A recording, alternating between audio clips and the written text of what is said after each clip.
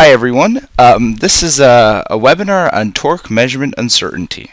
You may have received our email or our press releases, or you may have seen it online that we had a description of why would you use torque measurement uncertainty. Thank you for registering, and for the next 30 to 45 minutes we're going to go over a lot of different aspects that come around the uncertainty when measuring torque. My name is Ravi Shukla. I'm an application engineer for HBM in the United States, and I work primarily around a lot of the torque industry, and I'm based in Southfield, Michigan. So do you trust your torque readings? This was what you've seen in your email, and this is what you registered for. We're going to go over a lot of the different measurements in your application, and without knowing the measurement uncertainty of your application, the measured value is of no value. The linearity, hysteresis, or the accuracy class given by the manufacturer may not be sufficient enough. So, the objective of this webinar is to discuss how to take into account more of the possible influences acting in your application, like temperature, off-axis loading, so you can be sure that you have an accurate measurement. What we're going to do is we're going to first take into account a design in which you're measuring torque. So in the application stage, how do you design using a torque cell and picking the right torque transducer? That's a very big key in actually measuring accurate torque, and at the same time limiting the amount of uncertainties. Then we'll be going through the processes of how to determine this stuff to get an actual measurement uncertainty of your whole application. So, HBM. What HBM does is we're a very large manufacturer of strain gauges. Because of that, you see there's a large group of sensors here: load cells, pressure transducers, LVDTs, and torque transducers on the right hand side.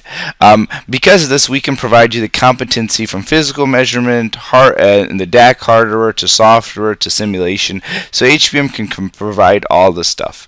A big part of measurement uncertainty is that there's a lot of uncertainties from all the different devices that you're actually using. That is why we actually have hardware that's working with some of the sensors that we use. Because of that, it will actually work in the you can limit the uncertainties, and then you can use do calculations of the measurement uncertainty of the hardware to get a full system measurement uncertainty. As you see here is a wide selection of DAC systems that could be used to measure strain gauge sensors that you'll see on the slide before. Because of the fact that we actually manufacture on strain gauges, it's also big that we can limit the amount of measurement uncertainty and control the amount of the accuracy that we're looking for when measuring torque cells or load cells. Because we manufacture the strain gauges, so we can use our own strain gauges and make modifications to how our strain gauges are manufactured, tested, heat treated, things like that, to specifically account to limit these inaccuracies. So, measurement uncertainty. We're going to be going over the six different values that will actually give us a root sum square of our total measurement uncertainty. As you see here, from your torque transducer, you look at the manufacturer to get output UDC for sensor output and sensitivity, UDLH, which is linearity and hysteresis, UTK0, which is a temperature effect at 0, UTKC, which is a temperature effect at full scale, Urel, which is the U repeatability, and then the Para, which is the off-axis loading, which is the axial, lateral, and bending moments that you get from parasitic loadings. That's where the Para is for the parasitic loads. So you see on the bottom here we have an equation, and if you put them together, you take all of these different components, put them together, and take a root sum square for us to get a total measurement uncertainty of a torque cell. So let's take into account this application. We're going to be using this application for the rest of the slides when we're going to go over the measurement uncertainty. We take a torque application here, as you see, is an engine test stand with a dyno at the back end, and you know you're measuring your torque ranges from minus 100 newton meters to 700 newton meters. We have a temperature range of between 13 degrees C and 43 degrees C. Then we have the parasitic loads, which are the bending moments of 95 newton meters, radial force of 0.188 kilonewtons, and an axial force of approximately 0. These are all, the parasitic loads are actually something that gets calculated. When we see here, we got an electric motor on one end that's driving a torque cell, and then you're measuring the torque that's going to the engine. Because of this, we can see and measure out the loads that you're getting to make sure to come up with these parasitic loads. Obviously, temperature range would be the temperature range that your torque cell can see, and the torque is how much torque is the max torque that your torque cell will be seeing from the motor. So now, let's take into account the T12. A lot of you guys may use the T12 or have heard about the T12. This is one of our big torque cells that we use, and we're going to be looking at this torque cell at a 1 kilonewton range. As you see in the bottom left, it's also called smart torque. The reason why we call it smart torque, this is a model of ours that has many signal conditioning options. Your output can be a frequency output, it can be a voltage output, and it has the capability to have digital outputs, Profibus or CAN bus. Because of that, with the extensive options for signal conditioning, and the high resolution of it being a 19-bit system, that's the reason why we call it smart torque. So you have UDC. This is the sensor output and sensitivity tolerance. This is the nominal sensitivity that is given by the span between the output signal at a rated nominal torque and at 0 torque. This right here is a section that you'll see that's coming off of our T12 datasheet. Sensitivity tolerance is the deviation of the actual output quantity at mnom from the nominal rated sensitivity of the 3 different type of outputs that we have. Each output has a different sensitivity tolerance. Your fuel bus output is plus or minus 0.05%. Your frequency output is plus or minus 0.05% as well. And then you have a voltage output which is significantly larger, it's twice the factor of a tolerance of 0.1%. You'll see in the calculations below, I actually have an item here for the UDC of the frequency and fuel bus, as well as the UDC of the voltage output.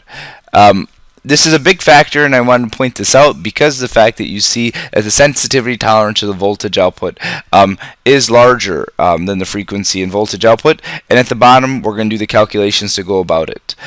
This is something big to know because we're going to be using these. We could be using any one of these outputs in our setup, but your measurement uncertainty, it does determine on which of these outputs you're using. Every field that we're going to be using to do our calculations has the option for frequency and voltage, but we need to make sure that we're actually using the right value, as well as to limit your measurement uncertainty, you use the most accurate signal. So let's take the UDC, which is the frequency and fuel bus output. DC times the mnom equals 0.05%. This is the 0.05% is coming from our data sheet, times the 1 kilonewton meter, which is the value that we're using the torque cell for from the previous slide, and then we're using this constant that's coming off of a data sheet. This is a value we're going to be using consistently for many of the next couple slides, and this is a 0.58% value. This is what you use if you're using a constant that's coming off of a data sheet. This is a value you would not use if you had a calibration certificate. So as at the bottom you see can substitute actual value from the working standard test report. You would actually get rid of the 0.05%, and then you would also get rid of the constant from the data sheet. Then you will actually take the real sensitivity tolerance off the data sheet and multiply it by 1 kilonewton meter. That will be the DC times mnom. In this, since we're actually think of this in the theoretical test example, we're taking the value that's coming off of a data sheet, and because of that, we're using that 0.58. So we take 0.05% times 1 kilonewton meter times 0.58, and you're getting 0.29 newton meters as your sensitivity, as your UDC value. At the bottom, below that, you see UDC of voltage, and that's actually 0.1% times 1 kilonewton meter times 0.58, which is giving us 0.58 newton meters. As you see, that is twice as large in magnitude. So this alone right here, this field will give you much more of an error possibility.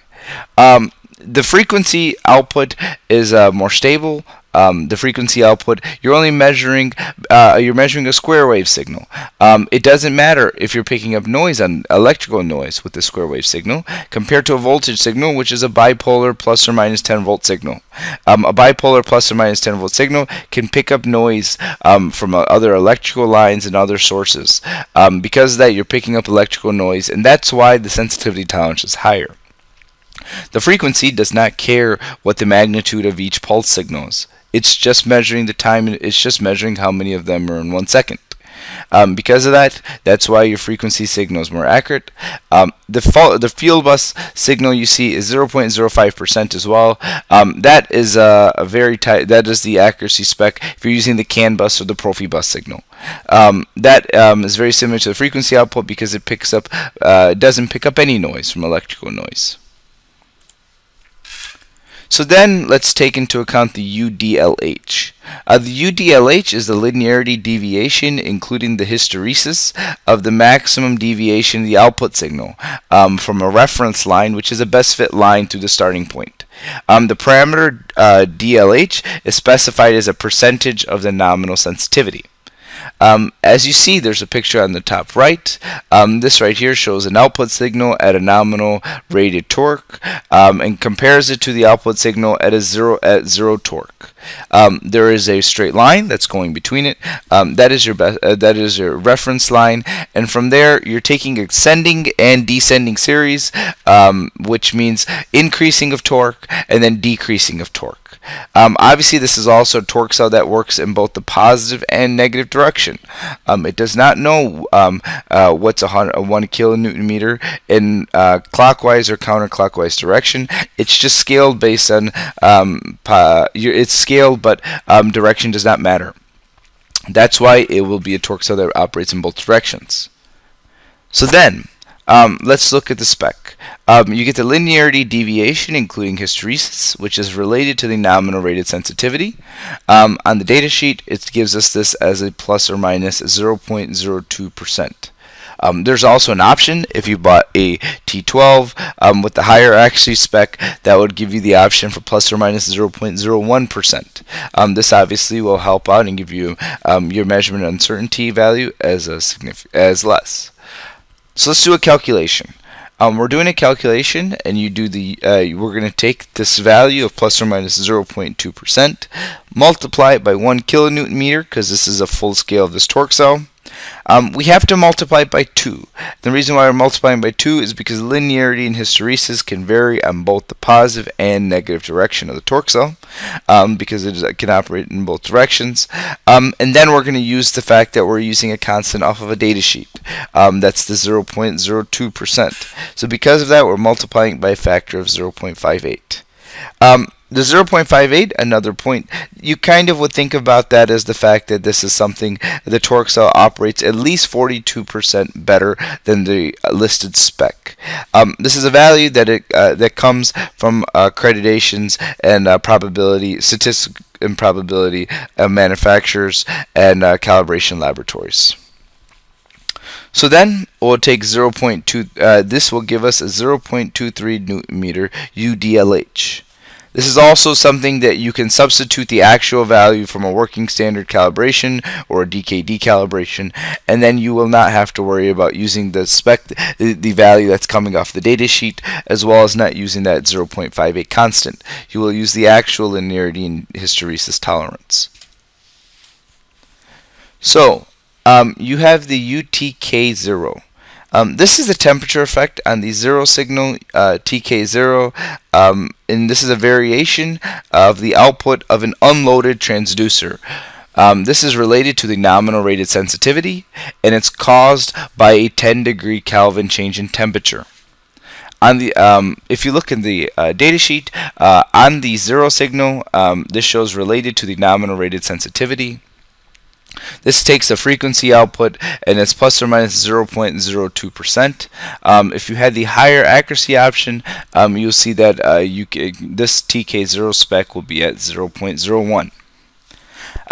So then the next item is the second box. The second box shows us a reference temperature of 23 degrees Celsius. In our application parameters, our parameter was stating that we were going to be running up to 43 degrees Celsius. So that is a 20-degree change in Celsius. Also a 20-degree change in Kelvin. So you take UTK0, and we're going to take the TK0 value, which is the 0.02% that you're getting off of the data sheet, multiplying it by the full scale of the torque cell, because this effect at 0 can range of the full transducer. And so this is multiplying by 1 kilonewton meter, and then you're taking a 20-degree change in Kelvin, which is called, and then you're this 20-degree change in Kelvin over this change, which happens over every 10-degree change, so which multiplies it by 2. Times 0.58. 0.58 coming from the fact that we're taking these values off of a data sheet again. This will give us 0.23 newton meters. The actual TK0 data is not supplied with the torque cell. There is an optional TK0 report which this is available in, and if you use this, if you purchase this TK0 report, you can make sure that you don't have to use the spec that's coming off the data sheet. Then there's the UTKC, the temperature effect on output of the full scale. So this is the temperature effect on the sensitivity. TK0 is a variation of a loaded transducer, and the output signal of a loaded transducer related to the actual value of the signal span of the span that you'll be using the transducer for. This is also caused by a 10K change in temperature. So in the spec, in the data sheet, you'll see on the output signal related to the actual value of signal span, you'll see that the frequency output is plus or minus 0.03%. You take the UTKC, which is below, is 0.3%. Multiply it by 700 newton meters, because that's actually the full scale of the span that you're using in the torque cell. So remember, this application parameter is up to 700 newton meters. We'll multiply this by 20 Kelvin over a 10-degree change in Kelvin, which gives us 0.58, and times 0.58, which gives us 0.24 newton meters. This right here is your temperature effect on 0. This is a value that you'll see is about the same effect that you'll have as the TK0. So the next value, reproducibility or repeatability. This is a relative standard deviation of the repeatability per DIN 1310 related to the variation of the output signal. This is the repeatability of a transducer. This is as you see a little plot on the left. You have a torque transducer. In its first run, it's loaded up to 100%. It's brought down to 50%. It's back up to 100%. Taken down to 50%, and so on. How much is this torque cell repeatable? How many times can you go back to 100% and for it to actually obtain the same value? You see the equations to the right. These are summations. You're taking summations of the signal that's being repeated over and over again, and this is a mathematical calculation to give you repeatability. Repeatability is not a value that actually can be improved. This is not also something that's really tested per transducer. Because of that, this is not something that you'll get in a spec sheet, or in a calibration certificate per this specific transducer that we're using.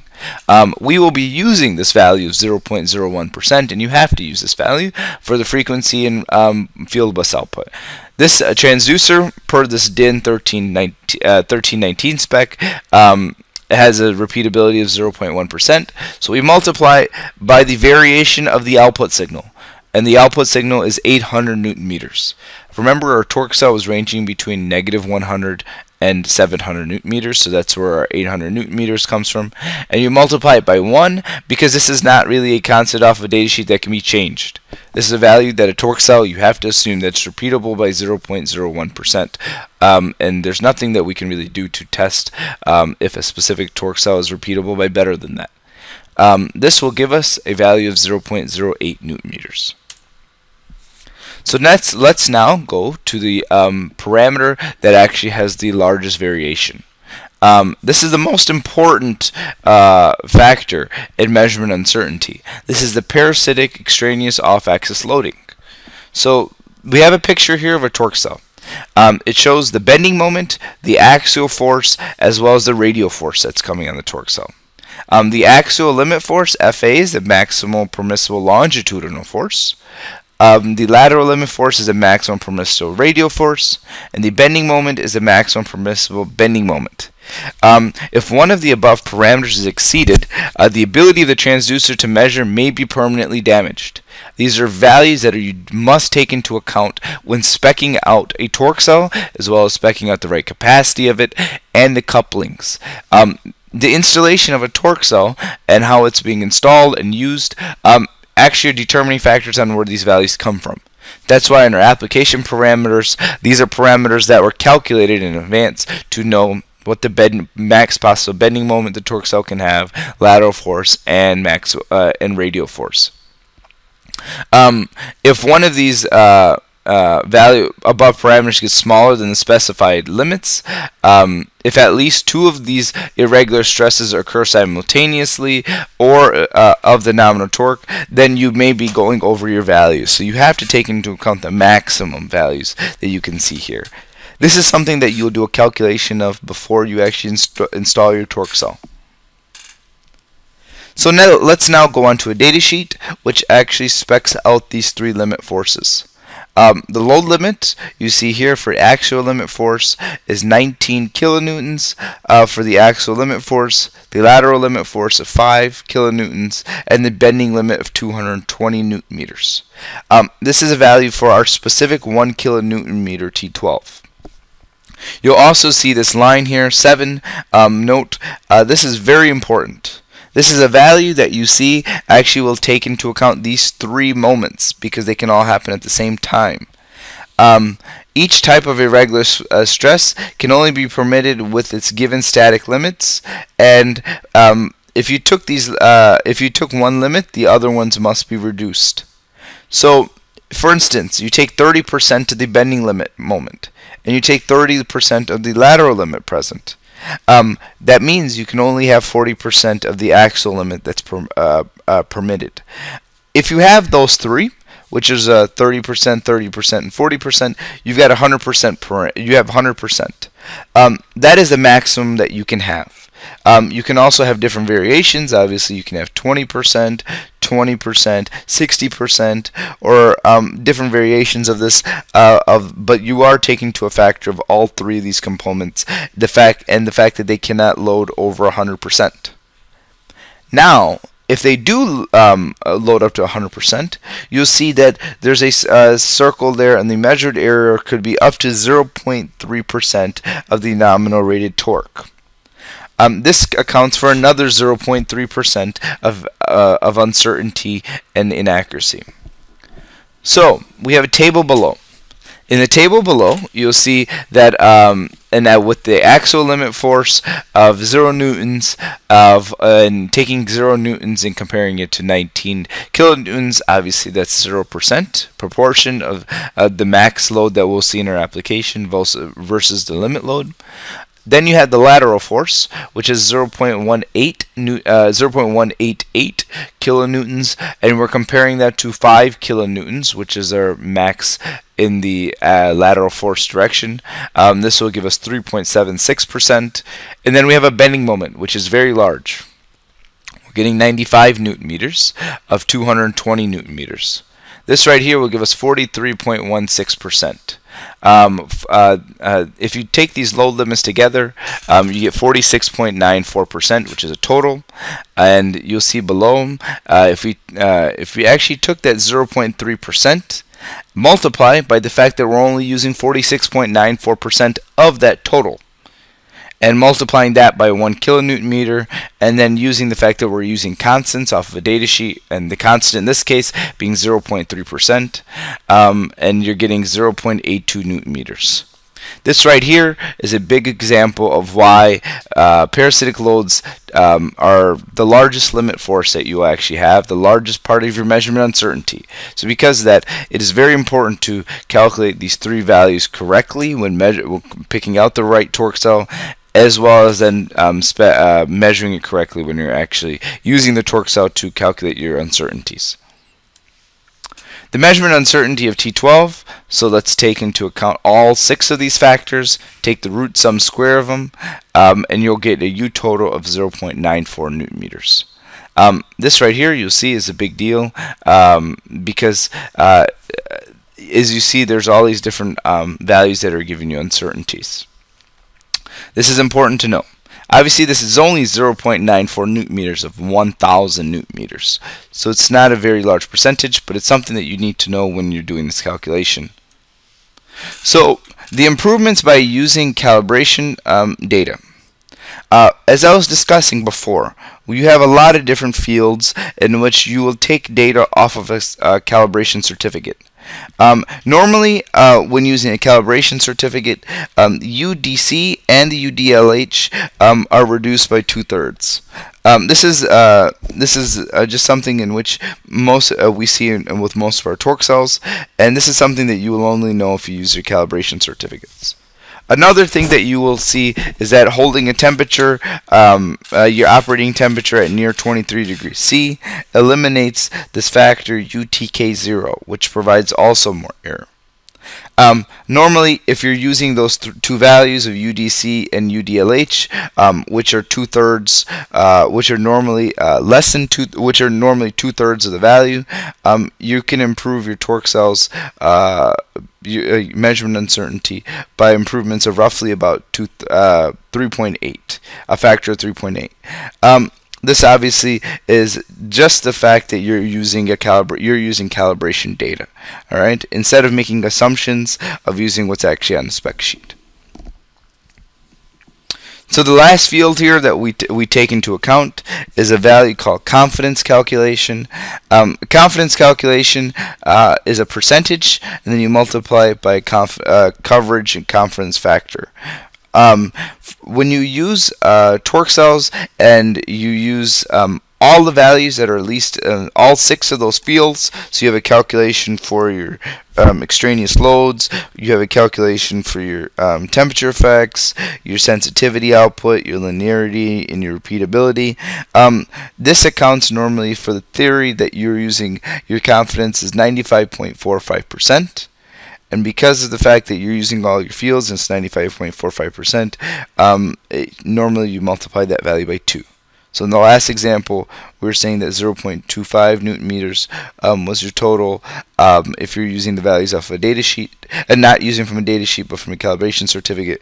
So you multiply this by a factor of 2, and you would have 0.50 newton meters as your total. So next thing we're going to look at is we're going to look at the measurement uncertainty of a T12. We're going to take into account the frequency output, and we're going to take 4 different type of loading criteria.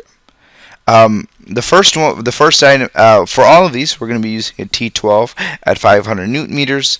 And the reason why you see these ranges vary from 0.1 newton meters to 10 newton meters is I wanted to point out the fact that picking the right size torque cell is very important. I have the section for 5 newton meters highlighted. This is obviously 5 newton meters out of 500 newton meters, so we're looking at 1/100th of scale here for these values. So the first loading example is 23 Celsius. This has no parasitic loads. And you see that the percentage, your measurement uncertainty, is up to 1.16%. The next example is 28 degrees Celsius, no parasitic loads. So this is just a 5-degree change in Celsius, and you see the outputs very slightly changed, 1.29%. The third example would be 23 degrees C, so it's a no change in temperature, but you're adding 5% of parasitic loads. Adding 5% of parasitic loads there makes a large change in the frequency output of the measurement uncertainty of this frequency output. So raising it up to 4.90%. The last one would be taking both of these changes, the 28 degrees C and the 5% parasitic loads, and you see it's up to 5%. This shows you that parasitic loading obviously makes a much larger factor than the degrees in temperature. The other thing you'll notice is that if you look at the T12 at 500 newton meters or the T12 with the 23 degrees Celsius and the 5% parasitic loads, as well as the bottom item, you'll see that as you go up and down in loading up to max torque, there's a large magnitude change in the measurement uncertainty. Obviously, it's not good to use a torque cell in the range mainly between 0 and 0.1 newton meters if the torque cell is a 500 newton meter torque cell. If you go up in range and look at 10 newton meters, you're looking at 2.45% instead of 245%. As same as below, you'll see that the measurement uncertainty here is half if you're using at 10 newton meters instead of at 5 newton meters. This is why speccing out the right size torque cell zone is important. If you're using a torque cell that's too large for a range that's very small, your uncertainties, you do have much larger uncertainties, because remember, you're taking those sensitivity tolerances and your linearity, which are in comparison to the full scale range of this torque cell. Note that this doesn't take into account any rotational effects, because rotational effects you have to take into RPM and different other loading conditions. So this is taking into account the parasitic loading and the temperature changes. So now let's talk about the sensor. The sensor itself, you see here, you have a flange-based torque cell. You have a stationary antenna that's actually the white portion that's above one of the flanges.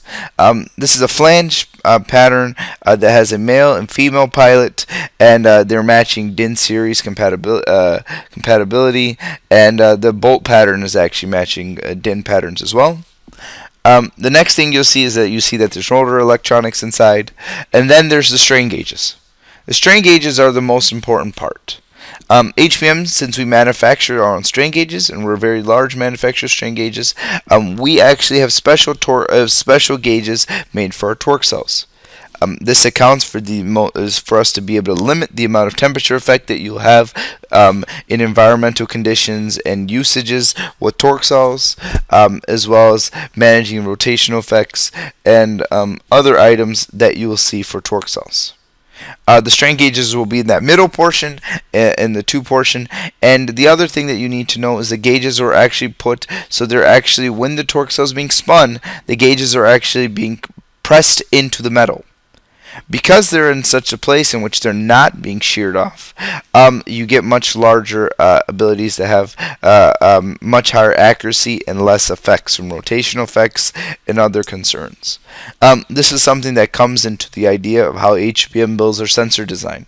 This is important, and it's very difficult to gauge, but at the same time, you're not having rotational effects in which you're shearing and trying to peel the effect of having gauges peel off of a surface occur. Since in this case, the gauges will actually be pressed into the surface.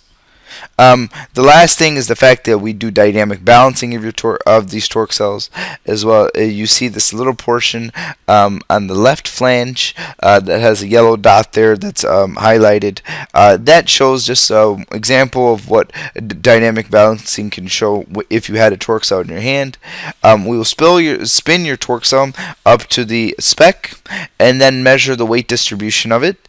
And depending on the weight distribution, obviously this is one solid piece of of steel that's been machined and gauged and going through treatment with the electronics, there may be a slight difference in weight that could change the accuracies. So because of that, when we spin it, and then we'll drill off small portions of metal to balance a torque cell. These are big things that help the torque cell have the accuracies that you're seeing in the pages before of 0.01%, 0.03. These are big factors in actually causing that to happen. So then the next thing we're going to go over is service and calibration of the torque cells. Here you see an example installation of a T12. So the calibration services that HBM can provide. We can provide working standard calibrations through HBM. These are calibration certificates. This is test certificates and calibration information that you'll get when you purchase a torque cell. This will provide you with 5 data points, moving up, moving down, or more data points that you could have. This does not give you any temperature information. This does not give you any repeatability information. For that, you have to go up to a DKD calibration. This is a national HBM is a national calibration lab in Germany, and we actually have a reference standard to the DKD, which is the governing body, and we can provide you this calibration. This is a calibration that's more detailed. They'll give you more detailed information regarding the specific torque cell that you have. The last thing we can do is we're a national metrology. We have a link to the National Metrology Institute in Germany, which is the PTB, and we can provide calibration services there as well. In the United States, if you're wondering, the United States does not have a torque governing body, so because of that, we have to rely on the German standards, since Germany does have standards for these things. These are all traceable, and depending on your requirements, the amount of uncertainties you want to do calculations for, how many different mounting positions you want the torque cell tested, these are all different varying things that will give you different data that you can use when making calculations of your uncertainties. So a working standard calibration, we have an example of it here to the left. This comes with every torque cell. Then there's a DKD calibration. You see the DKD torque, the DKD torque calibration certificate to the right with the stamp. We actually have 4 DKD accredited machines that can be used for these, and this is a larger packet calibration certificate with data of the torque cell being mounted in different directions, or going up and loading 10%, but not going directly up 10%, but actually loading it up 40% and then dropping it down 30% and then loading it back up, and so on. We can also provide you more data points with something like calibration like this. So, one thing to know about calibration that we're discussing here is the fact that you see that there's different calibration options. There's also calibration that you need to do for an amplifier. We have recommendations saying that the calibration of every amplifier should be once a year. The calibration of a transducer could be once every 2 years. A calibration of a reference transducer, which you may use in the field to check with, should also be every year. These are recommendations, and these are things that you need to take into account based on your quality standards as well as usage. Obviously, how often you use the torque cell, if you overload the torque cell, and such, how long your tests run for, make a big determination on how these calibration intervals should be, how your interval for sending torque cells in to us should go about. Another thing to know is that if you're sending in a torque cell, try to send us your calibration chain. So that is taking a torque cell, providing us the cabling as well as the amplifier. So we can actually measure the torque cells and the uncertainty and the output that the torque cell can have out of the amplifier. This will add one extra factor in the measurement uncertainty of your application. So last thing here you see is an on-site calibration check. This is something that you'll do with calibrated weights. You're using a lever arm and you're providing an overhung moment. Obviously, this is something in which you will have weights calibrated and you will have your arm calibrated. This is an on-site check to make sure your torque cell is operating to the linearity and hysteresis that it did maybe 6 months ago or a year ago when you installed it, to make sure that the measurement uncertainty values that you're using are accurate. This can help you make measurement uncertainty determinations. This is not where you will actually do your calculations, because obviously these are values that are not as accurate as what our calibration certificate would provide, but it's a check to see if it's operating the same way after operation of the torque cell. Now we have, you see, HBM actually has a torque reference book. It's called Measuring Torque Correctly. This goes over a lot of the other factors of mounting, a lot of the other factors of installation of torque cells, how to pick out the right torque cell. And if you have interest in this book, I would recommend you contacting your local HBM sales representative, who can get you information on how to purchase this book. It goes over a lot of information on understanding load limits, also, which a lot of people have questions on, because this is something that you make determination of at the beginning when you're picking out the right torque cell. So thank you for for attending the Torque Measurement Uncertainty webinar. We provide our webinars on www.hbm.com/seminars. This is going to be available online, the presentation as well as the information that I went over here. If you have any questions, you can contact me. Again, my name is Ravi Shukla, the application engineer for Torque. This is now when we'll be taking questions regarding installation, or if you have any other questions from our presentation here. If you have any other, if you don't have any other questions, thank you for attending, and we'll have more webinars on other HBM devices, picking out the right amplifier, which would be helpful in more of your uncertainty determinations, using Catman sensor databases. These are all things that you can join us for. So go on www.hbm.com and you can sign up for them.